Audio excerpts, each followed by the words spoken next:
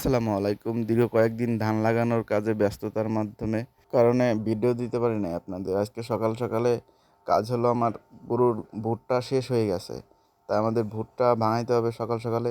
ভুট্টা ভাঙাইয়া আমরা চলে যাব আমাদের ধানের জমিতে। আজ ৮ দিন যাবৎ বিচি ঘাস মারা ওষুধ দিতে পারি নাই ধান খেতে। তো সকাল সকালে এই কাজটা আগে সেরে তারপরে চলে যাব আমাদের ধানের জমিতে। এই সকালে আজকে চলে আসলাম আমি আর আব্বু বিচি ঘাস মারা ওষুধ দেওয়ার জন্য। এই বিচি ঘাস মারা ওষুধটা দিতে হয় ৫ থেকে ১০ দিনের মধ্যে। তো আমাদের বেশিরভাগই এই বৃষ্টির কারণে, আজ ঘন বৃষ্টি ১০-১৫ দিন, তো ঘন বৃষ্টির কারণে আর কি বিচি ঘাস মারা ওষুধ দিতে পারি নাই।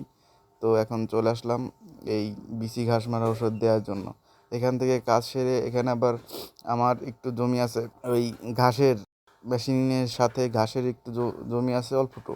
২ বোঝা ঘাস হয়, এখান থেকে ১ বোঝা ঘাস নিয়ে যাব বাড়িতে, আর ১ বোঝা আর একবার আসলে নিয়ে যাব। তো এই বিচি ঘাস মারা ওষুধ দিলাম ১০০ গ্রাম প্যাকেট, ৪ কেজি সারতে দিলাম ২০ শতাংশ জমিতে।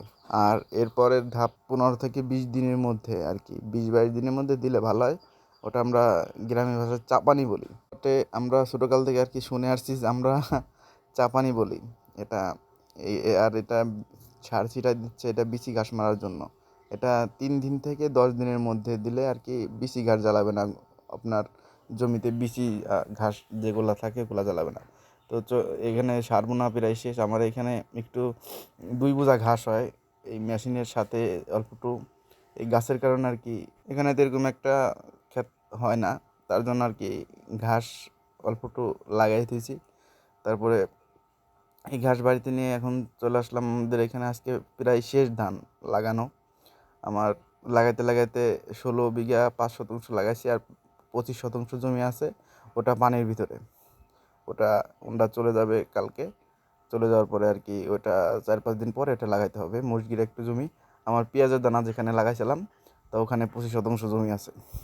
এই ভাইদের আজকে চলে যাবে। আজকে এই এখানে আছে ৩৬ শতাংশ জমি, ঘাস টাস যা আছে মাটির তলে গেড়ে দিয়ে এরকমটা লাগাইয়ে বাইরে চলে যাবে।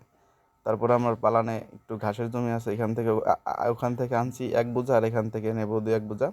নিলেই আজকে দিনের ঘাস কাটাও শেষ হয়ে যাবে। তো আজকে কাজও শেষ হয়ে যাবে। এখানে দোপে সার দিতে হবে।